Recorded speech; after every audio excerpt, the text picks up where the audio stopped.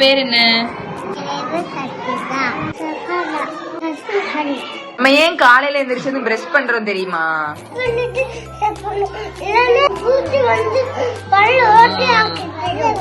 Very good, super. எல்லாம் கை தட்டுங்க. ஏன் சாக்லேட் சாப்பிட கூடாதுன்னு சொல்றாங்க? பல்லு ஓட்டையாயிரும்ல. ஒரு நாளைக்கு எத்தனை டைம் பிரஷ் பண்ணுவீங்க?